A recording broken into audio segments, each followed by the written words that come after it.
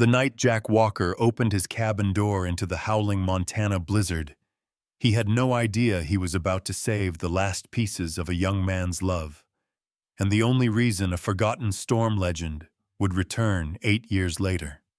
What he found in that abandoned shack should have never survived. A starving German shepherd chained to a post, 3 newborn puppies freezing against her ribs, and tracks in the snow that ended in the middle of nowhere. But the truth behind those tracks would break even a Navy SEAL. Jack's decision that night didn't just save a family of dogs.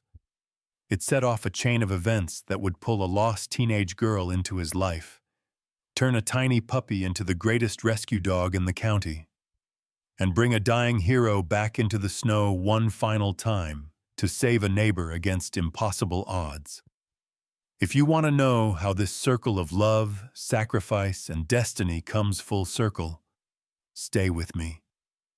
And please follow the channel, comment where you're watching from, or just say amen for these incredible souls. The story begins now. The wind hammered against the cabin walls like a fist desperate to get in, rattling the old windows and sending icy drafts through every crack in the timber.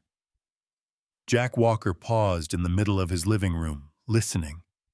He was 66 now, tall but slightly stooped from years of parachute jumps, forced marches, and the kind of battles the government never admitted happened. His hair, once black as rifle steel, was now a thick gray that curled over the collar of his flannel shirt. A full beard, rough and silvered, covered a face carved by weather, war, and time. Most people in Snow Ridge found Jack intimidating, but those who had served beside him knew the truth. Behind those cold blue eyes lived a man who carried far too many ghosts. The storm outside reminded him of one of those ghosts. A night in Afghanistan, when a dust tempest swallowed 2 members of his unit. He pushed the memory away. Storms were just storms until they weren't. He looked toward the braided rug near the wood stove, expecting to see Ranger curled there. Ranger was a one-eyed orange tabby, 12 years old, small-boned and feisty despite age. His missing eye, a milky scarred socket, came from a fox trap he'd wandered into years ago, and since then he'd been deeply attached to Jack, shadowing him through the cabin with a swagger only cats and old soldiers possessed. Tonight, though, the rug was empty. A cold spike of fear stabbed Jack's chest. "Ranger!" he called, his voice hoarse from disuse. Silence answered. He checked every corner of the small cabin, under the rocking chair, behind the firewood rack, even on top of the pantry shelves where Ranger sometimes perched like a judgmental gargoyle. Nothing. Then he noticed the mudroom door. It was closed, but the iron latch wasn't seated fully. The violent wind must have shaken it loose just enough for a curious old cat to nose it open. A thin ribbon of snow snuck through the crack and lay on the floorboards like spilled salt. "Damn it," Jack muttered. Ranger hated the cold. A cat his age wouldn't last long in a blizzard like this, not with the temperature dropping below 20 below. Jack's pulse quickened, the familiar pinch of adrenaline sharpening his senses. It had been years since he'd had to move with urgency, but old training never truly left a SEAL. He grabbed his heavy wool coat, the one lined with sheepskin that smelled faintly of smoke. His boots, army surplus, scarred and nearly as old as he was, slipped onto his feet easily. He tugged a knit cap over his hair, snatched a battery lantern from the hook, and pushed outside. The storm hit like a wall. Wind slammed into him, freezing the moisture in his beard instantly. Snow swirled in a white chaos so dense he could barely see more than a few feet ahead.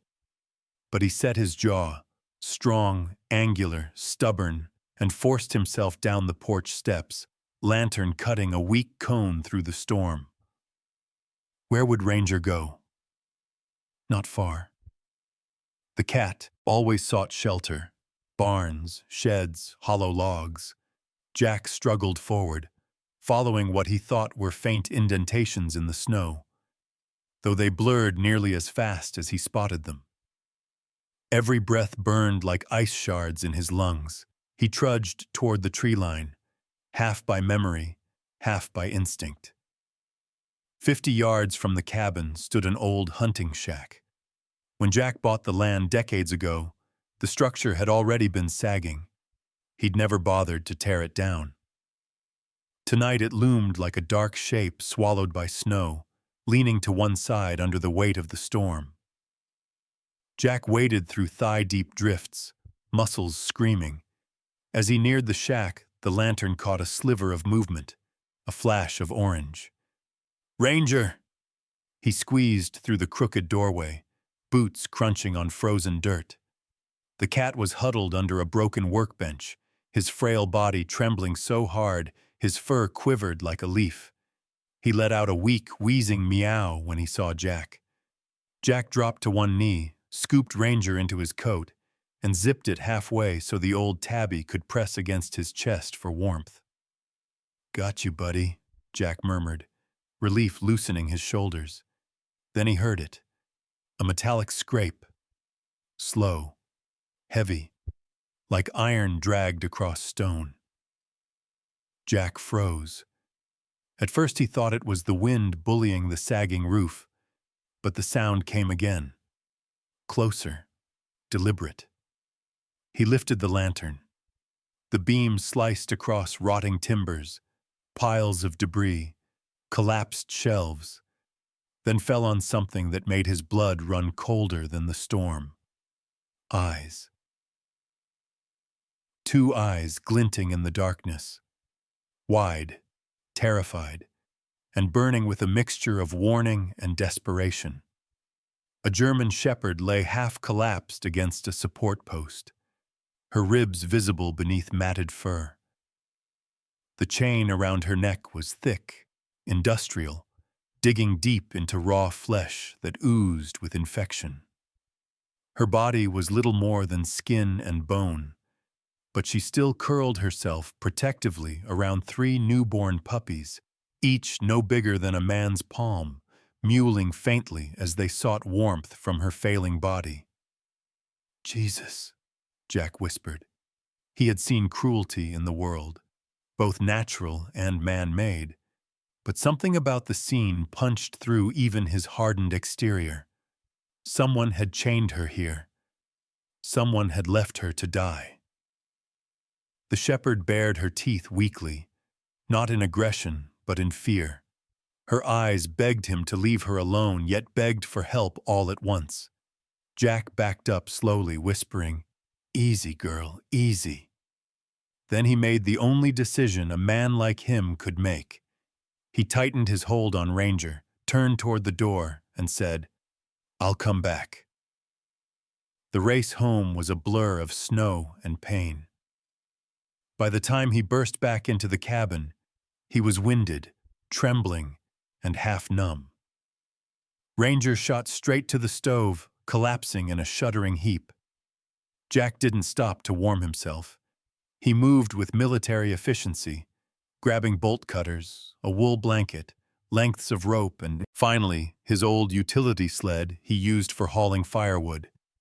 Minutes later, he was back in the storm. The sled dragged behind him, catching on hidden roots and buried rocks. His breath came in harsh, ragged bursts as he reached the shack again. This time the shepherd didn't growl. Her eyes tracked him with weary resignation. Jack cut the chain, metal snapping with a gunshot crack, then gently lifted her. She was horrifyingly light for a dog her size. He wrapped her in the wool blanket, tucking it close. The puppies were next, 3 tiny scrap-sized creatures already cooling. Jack stripped off his coat, teeth chattering violently, and placed the pups inside the fleece lining. He wrapped the coat around them, tying the sleeves around his neck like a makeshift sling so they stayed against his chest. cold, knifed through his flannel shirt instantly. "Let's go home," he muttered. The trek back felt endless. Snow swallowed his legs to the knee. Wind howled like a banshee. The sled weighed twice what it should have. The cold stole strength from his arms first, then his back, then his legs. More than once he stumbled and nearly stayed down, but the faint movement of the puppies against his chest kept him upright. So did the thought of the shepherd's hollow eyes. When the cabin finally emerged from the whiteout, Jack felt a surge of something wild and desperate. He climbed the steps, shoved the door open with his shoulder, and dragged the sled inside. The warmth hit him like fire, burning his frozen skin. He collapsed to his knees beside the sled. The shepherd lifted her head weakly, meeting his eyes with a silent plea. "We made it," Jack whispered, voice raw. "All of us." The cabin filled with a heavy silence that clung to the air like frost on window panes. Jack laid the German shepherd on a pile of old wool blankets near the stove, her breath shallow and uneven, the rise and fall of her chest barely perceptible. Her fur, thick but ungroomed, was matted with ice, dirt, and blood. Up close she looked even worse, ribs sharp as broken boards, paws cracked and bleeding, eyes clouded yet still searching the room, as if expecting someone who wasn't there. Jack guessed she was around 4 or 5 years old, a full-grown shepherd in her prime if she'd ever had the chance to live a normal life. The puppies lay in a basket lined with towels that Jack had warmed in the dryer. 3 tiny bodies pressed together, squeaking softly, their stomachs rising in uneven little jerks.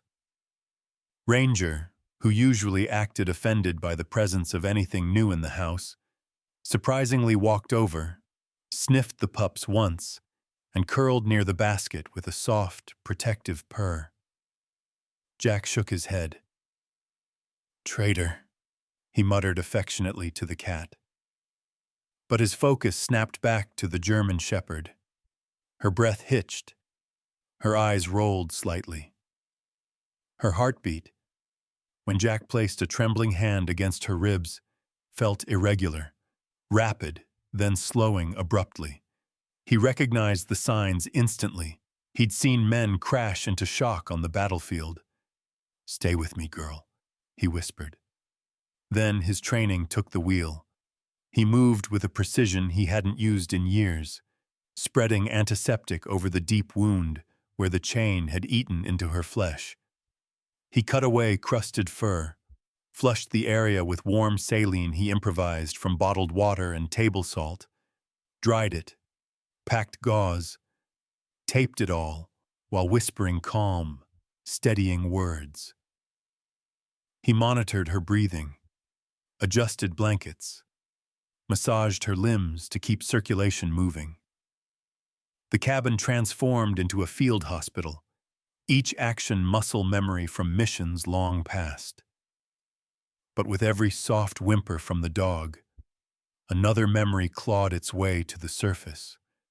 Nights in the desert, a medic screaming for a tourniquet, someone calling Jack's name. Then silence.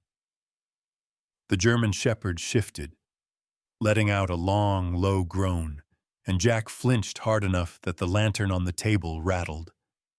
Not now, he told himself, gripping the edge of the counter until his knuckles whitened. Not tonight. He returned to the dog, breathing slow, forcing the PTSD back into the dark where it belonged.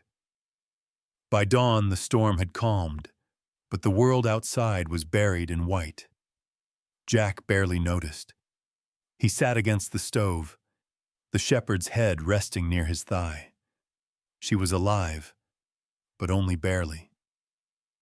A fist pounded on the door. Jack blinked awake, stiff and exhausted. "Jack? You in there?" The voice was deep, gravelly, unmistakably familiar. Jack opened the door to reveal Sheriff Ben Collins, snow-dusted and broad-shouldered, wearing a brown sheriff's coat lined with fur. Ben was in his late 50s, with the kind of face that looked carved out of old wood. Square jaw, heavy brow, thick dark hair just starting to gray at the temples. A neatly trimmed mustache sat above a perpetually serious mouth. Ben wasn't a man prone to smiles unless he trusted you. Jack had known him for almost 15 years.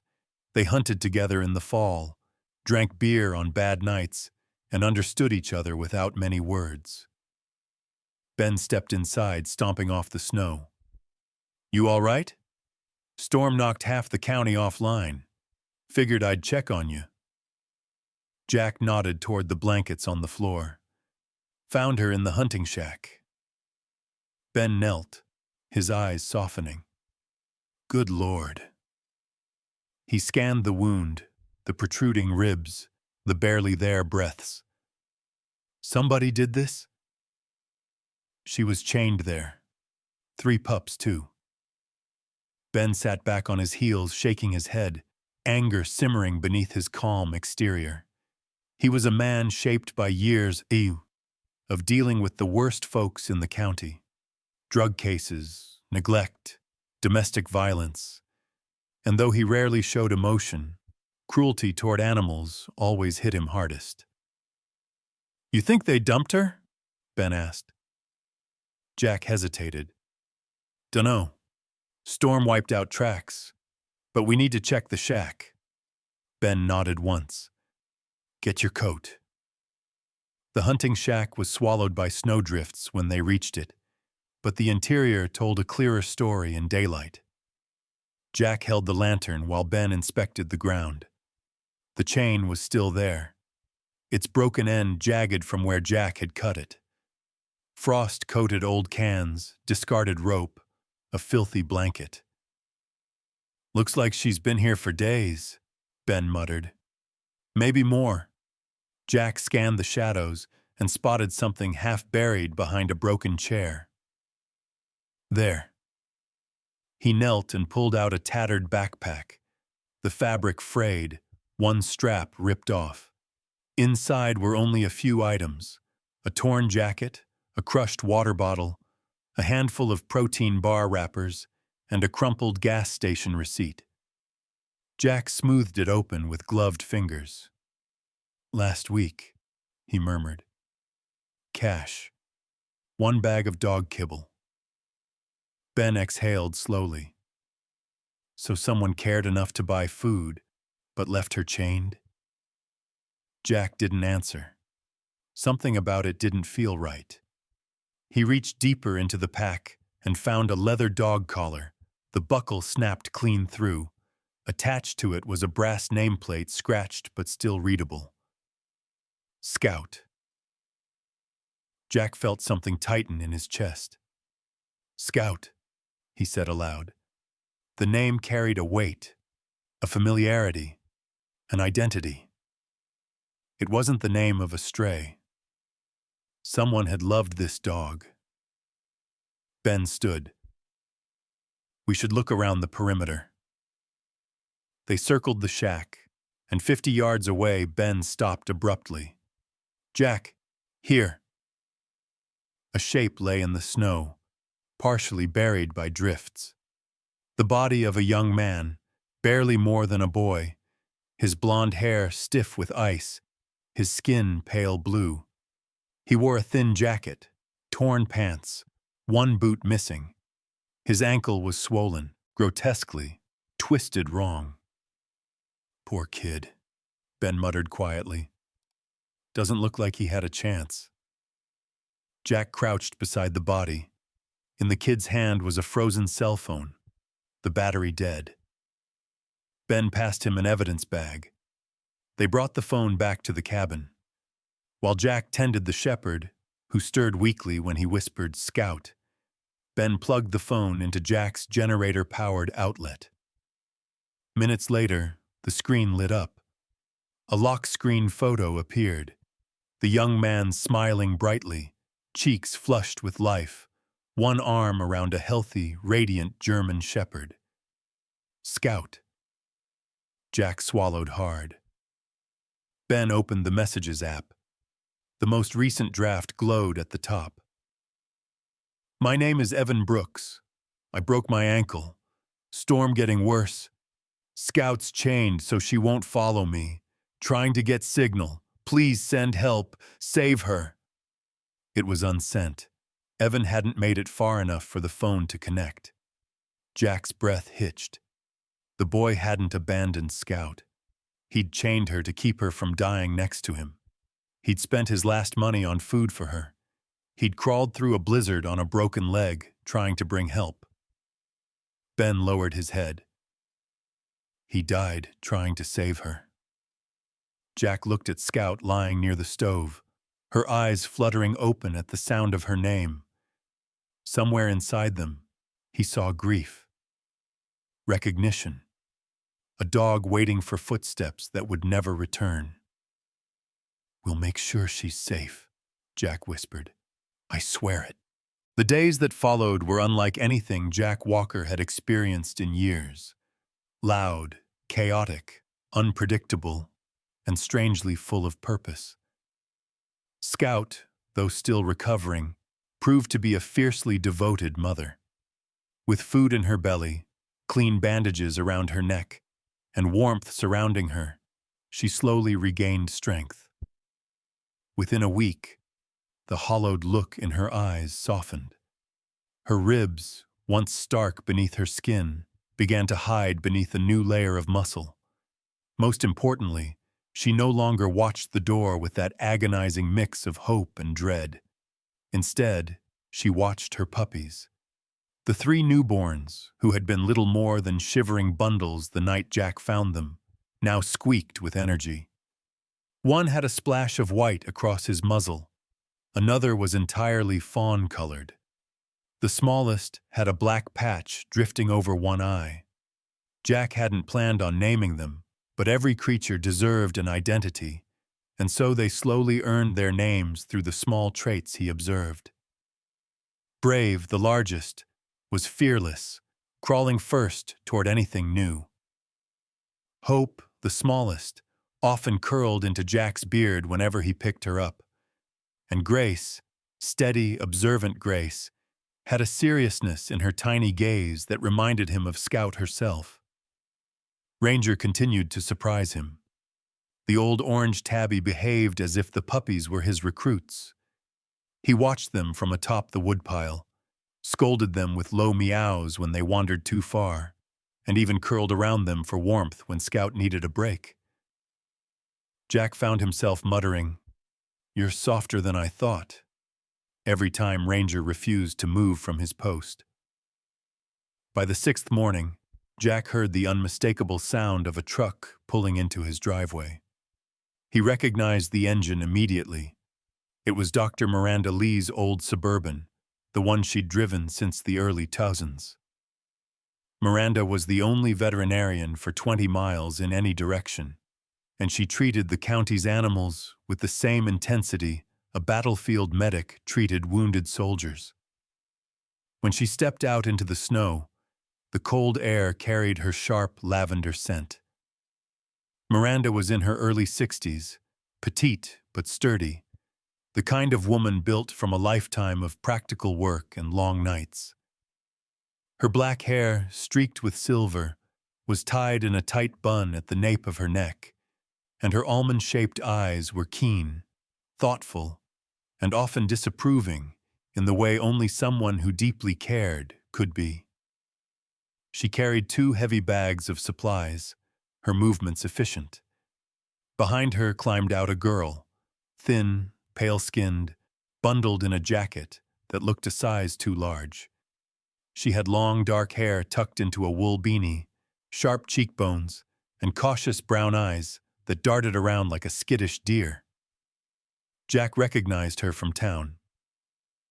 "This is Mia Rodriguez," Miranda said before Jack asked.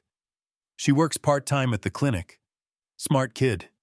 Bit rough around the edges." Mia's expression revealed she'd heard the comment. She shot Miranda a brief glare before turning away, hands stuffed deep into her pockets. Jack observed her with a soldier's quiet intuition. She was 17, maybe 18, tall and narrow, with the posture of someone who'd learned not to take up too much space. Her skin was olive-toned, her lips a tight line. She moved with careful, defensive steps, a product of too many childhood transitions. Jack knew that posture. It was the stance of someone who'd been passed from home to home and had taught herself not to trust stability. Inside the cabin, the moment Scout lifted her head, Mia's gaze shifted dramatically. The dog was lying near the stove, her 3 puppies pawing at her belly. Mia knelt beside them almost without thinking, one hand reaching tentatively toward Grace, who immediately pressed her nose against Mia's finger. Jack noticed the change instantly. Mia's shoulders softened, her eyes widened, her breath hitched in a way that betrayed emotion she'd kept buried. Scout watched this girl with a calm, almost knowing expression, exhaling a low rumble that sounded like approval. Miranda raised an eyebrow. "Well, I'll be damned. Scout doesn't warm up to most people." Mia didn't respond. She was busy letting Grace climb into her lap. The puppy's tiny paws kneaded at her jacket, her tail flicking back and forth as she yawned. The girl who'd walked in like a coiled spring now sat cross-legged on Jack's floor, fully disarmed. Jack pretended not to notice, but something in him recognized a truth. Some souls, man, dog, or otherwise, found each other because they needed to. Miranda spent the next hour giving Scout a thorough examination. She checked the wound, replaced the bandages, took the mother's temperature, and inspected each of the puppies. Jack watched her work silently. Miranda had always been this way, focused, meticulous, and calm. She was one of the few people who treated Jack not like a broken veteran, but like a regular man who happened to live alone. He had always appreciated that.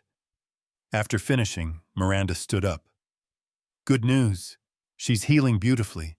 A few weeks of antibiotics and she'll be herself again." She glanced at the pups, then at Jack. "What's your plan for these troublemakers?" Jack folded his arms. "Find homes. Good ones." Miranda smirked. "People will line up.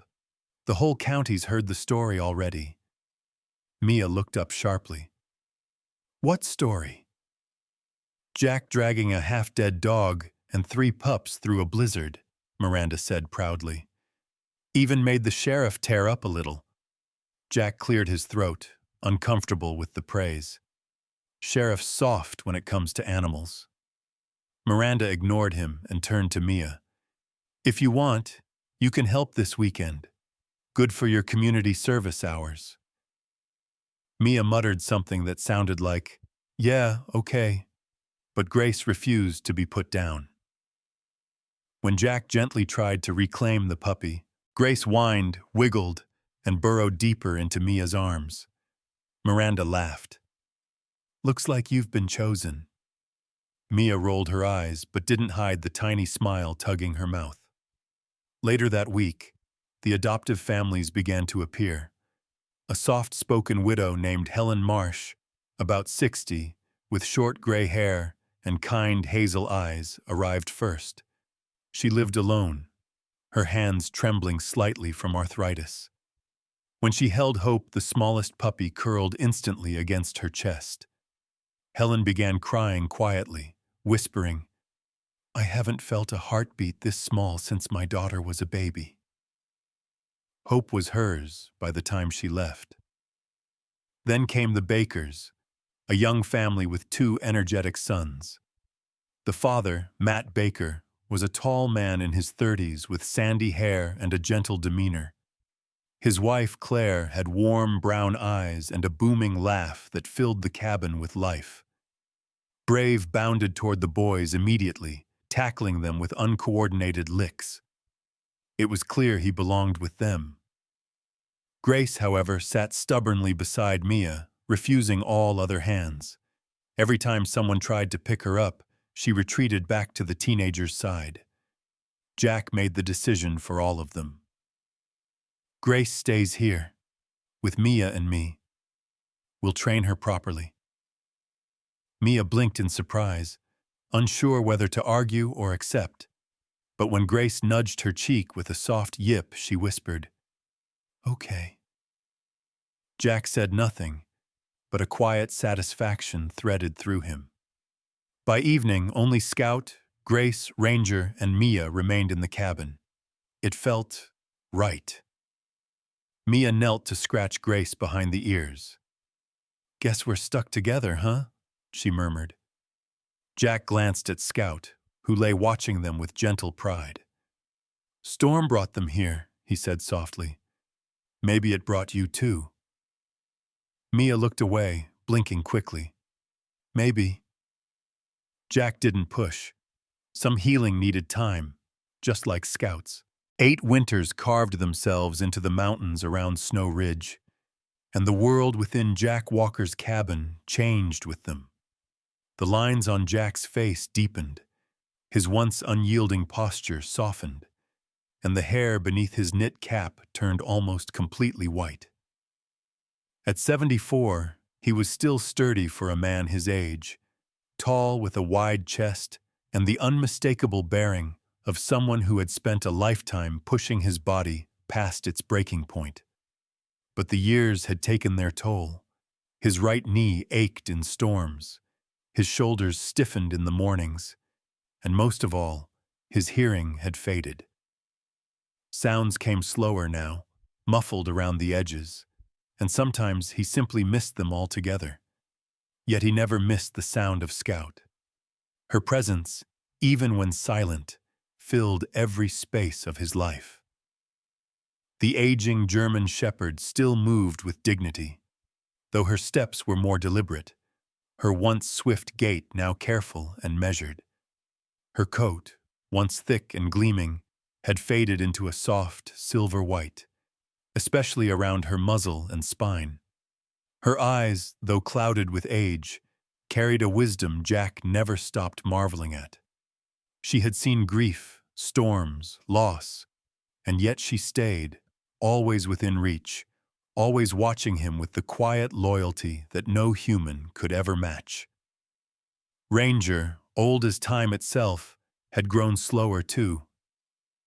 The orange tabby spent most of his days sunning himself in the window or curled on the back of Jack's recliner. He was thinner, his remaining eye hazier, but he still made it his mission to sit beside Scout every night, as if refusing to let his old comrade face the dark alone. Jack often joked that the two senior animals understood each other better than they understood him, and Mia, little guarded 17-year-old Mia, was no longer a child trying to hide her pain under oversized jackets. At 25, she had grown into a striking young woman with long dark hair she now kept tied in a low ponytail, sharp brown eyes that no longer darted away in fear, and a confidence built from years of training and proving herself. She stood taller, shoulders squared, voice steady. She wore the uniform of a K-9 search and rescue technician, navy jacket, reflective strips, badge on the sleeve, with pride and purpose. Grace, the puppy who once fit in the palm of Jack's hand, had grown into a magnificent German shepherd, powerful, sleek, amber-eyed, with a black saddle marking and impeccable instincts. She was known across 3 counties now. The miracle dog, people called her.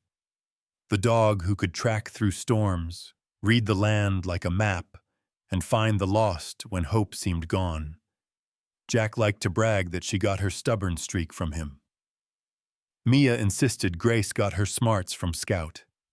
In truth, both were right. One evening in late January, a blizzard swept down from the Canadian border, swallowing Snow Ridge in white. The storm was fierce, not as deadly as the one 8 years ago, but strong enough to shut down highways and knock out power. As the sun vanished behind a curtain of snow, Jack lit lanterns around the cabin and warmed a pot of stew on the wood stove. Scout lay beside him, her head resting on his boot, breathing slow and deep. Grace stretched lazily on the rug, waiting for Mia, who was due to stop by after finishing her shift at the rescue unit. But the quiet didn't last. A rapid knock rattled the cabin door.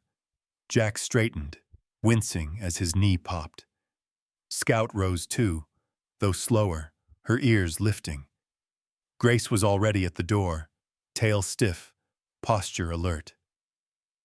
Jack opened it to find Sheriff Ben Collins, bundled in a heavy parka, snow frosting his dark mustache and eyebrows. Even at 60, Ben was imposing, tall, rugged, with deep-set eyes that rarely missed trouble. Tonight they were narrowed with urgency. "We've got a problem," Ben said, brushing snow off his shoulders. "Eli Turner is missing." Jack stiffened. Eli Turner was Jack's neighbor, a widowed man in his late 60s, thin as a fence post, with thinning gray hair and pale freckles. Eli was forgetful, gentle, and known for wandering farther than he should. "When?" Jack asked. "Couple hours ago. His daughter called when he didn't come home from checking his generator. We found tracks heading toward the ridge, but they vanished under the new snowfall. Mia's already geared up. Says she needs Grace." Grace was already pacing, whining under her breath. Scout stood too, slow but determined. Jack placed a gentle hand on her back. "No, girl. Not this time. It's too cold." But Scout looked him dead in the eyes and stepped forward. Her old legs trembled, but her resolve burned brighter than youth. "I think she wants to go," Ben said softly. Jack swallowed. Scout was 15 now, ancient for a shepherd. The storm would be brutal on her joints, her lungs, her bones. But she had earned the right to choose her last battles. "All right," Jack whispered, "but you stay close to me." They set off into the blizzard, Mia leading with Grace, the sheriff following with radio gear, and Jack walking carefully beside Scout. The snow whipped at their faces, and the world narrowed to the beams of their headlamps and the crunch of boots breaking through crusted drifts. Grace lowered her nose to the ground, avoiding the worst of the wind as she searched for Eli's scent. She began to pull left, then right, then forward, uncertain. The storm had smeared everything. "Easy, girl," Mia murmured. "Take your time." Scout, who had been trailing behind Jack, suddenly stopped. Her ears, still sharp despite age, twitched. She raised her head toward the ridge, nostrils flaring. Then she let out a single, raspy bark. Grace froze. Mia turned. Jack felt his heart jolt. Scout barked again, weak but insistent, and stepped toward a narrow ravine half hidden by snowdrifts. Ben lifted his headlamp. "Over there!" They rushed toward the edge, digging through the drift with gloved hands. Moments later, Grace let out a sharp howl. Beneath the snow lay Eli Turner, curled in a shallow depression, conscious but fading, his breath thin, his skin dangerously cold. "He's alive!" Mia shouted. Scout sank beside Jack, body trembling with exhaustion. Jack knelt next to her, brushing a hand down her silvered fur. "You did it," he whispered. "You found him." The rescue team carried Eli out on a stretcher. Grace stayed close to Mia, tail high with pride. Scout walked only a few steps before her legs began to shake again. Jack lifted her gently, cradling her like he had the night he first carried her from the shack. When they returned to town, people gathered at the sheriff's office, whispering in awe. They had seen Grace's miracles before, but tonight, the story belonged to Scout.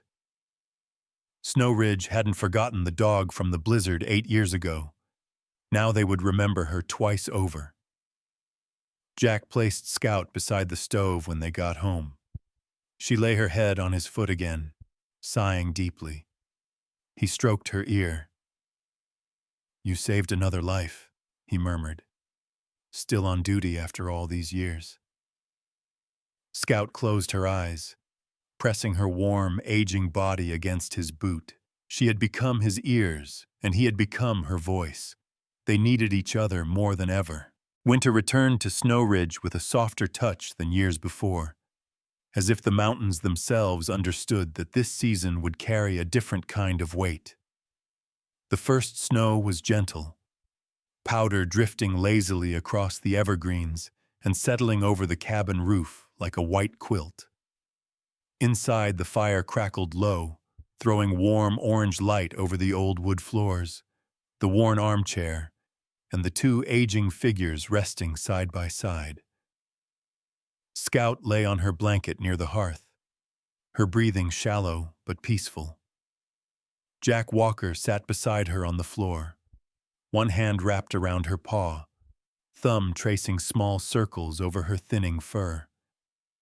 Scout was nearly 16 now, her silver coat soft as ash and her muzzle completely white.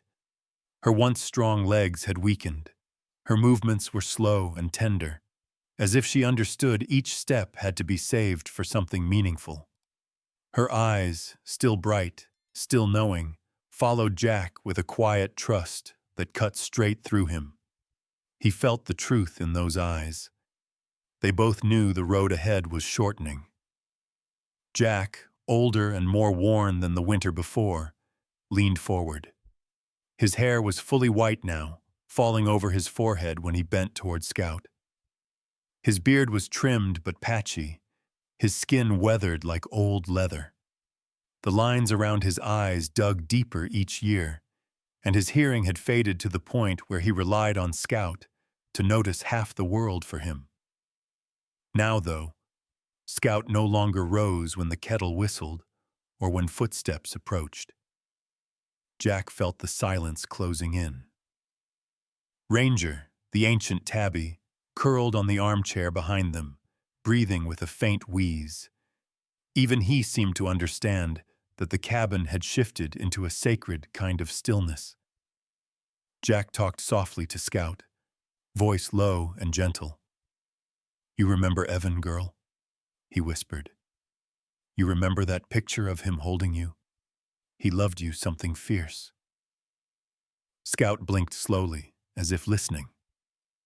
Jack swallowed the ache in his throat. He told her about Hope, living happily with Helen Marsh, who lovingly carried the small dog everywhere in her garden. He told her about Brave, now a sturdy protector of the Baker boys, famous for catching baseballs mid-air.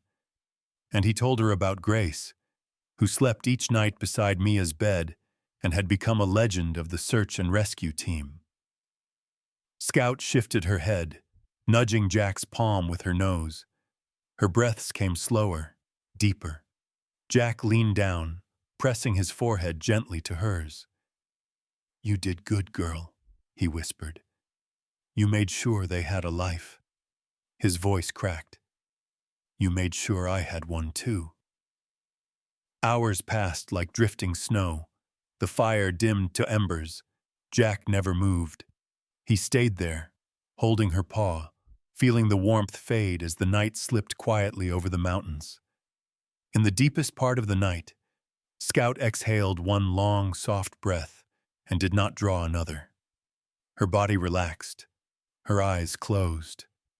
And in that moment, the cabin felt both heartbreakingly empty and quietly blessed.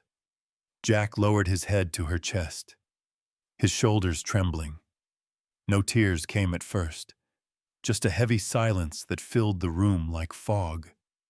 It was only when Ranger climbed down and pressed his thin body against Scout's still form that the dam broke.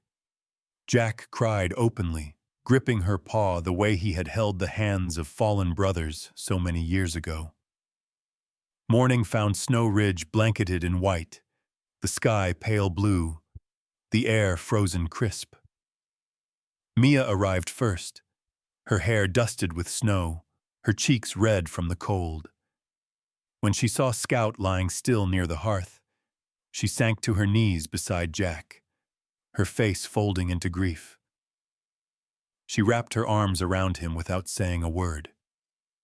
They stayed like that until the sheriff's truck pulled up. Sheriff Ben Collins, sturdy and solemn as always, entered the cabin with his hat pressed to his chest. His mustache drooped more than usual, his eyes shadowed by sadness. He helped Jack carry Scout to the sled outside. The dog lay wrapped in the wool blanket she had slept on for years. Ranger followed them to the doorway, but did not step into the snow. Jack led the small procession up the hill behind his cabin, to the old oak tree overlooking the valley. Evan Brooks rested there, his ashes placed under a wooden marker that Jack had carved himself, simple and honest. Together with Ben, he dug a fresh patch of earth beside Evan's marker. Mia stood nearby, holding Grace's collar against her chest, tears slipping onto her gloves. They lowered Scout gently into the ground. Jack placed her repaired leather collar over her blanket, the brass nameplate shining faintly in the cold sunlight. Scout.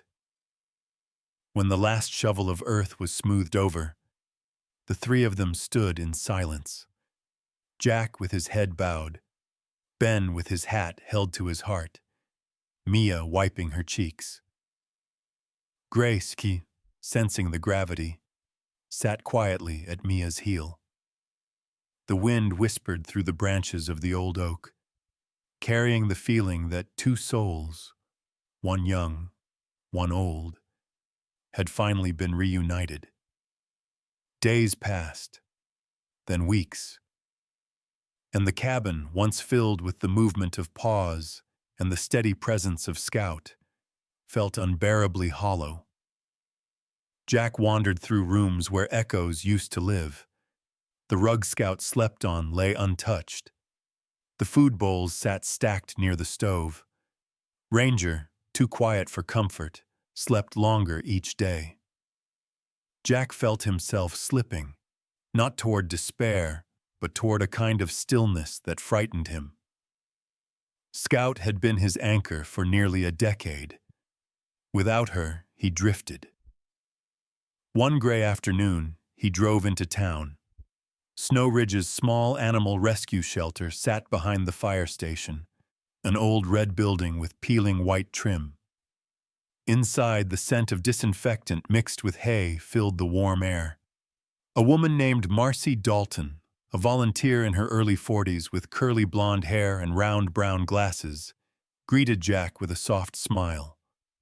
Marcy was gentle-faced, slightly plump, her rosy cheeks always a little flushed from spending hours cleaning kennels.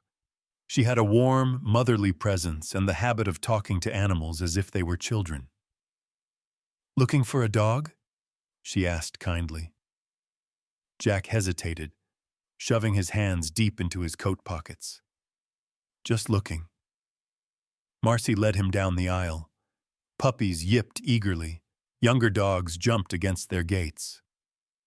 But Jack walked past all of them. His heart wasn't ready for youth, for chaos, for the energy of beginnings. Then he saw him. A large German Shepherd mix lay quietly in the last kennel. His coat was a deep rust brown with black streaks along his back. One ear stood straight up while the other flopped to the side.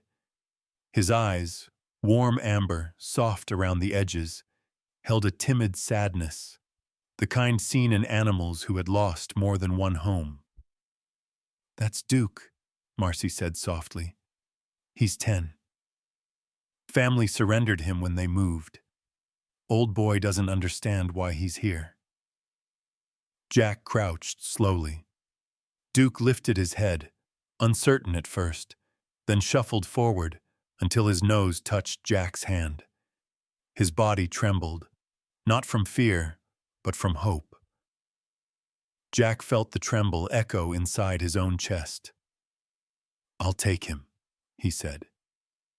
No hesitation, no second thought. When they stepped outside, Duke walked at Jack's side, matching his slow steps as if they'd trained together for years. Snowfall drifted around them. Duke looked up at him once, ears tilting softly, and Jack reached down to rest a hand on the dog's back. "Come on, partner," Jack murmured. "Let's go home." They walked up the snowy path toward the cabin. Two aging souls, shadows stretching across the white ground, moving together toward whatever time they had left.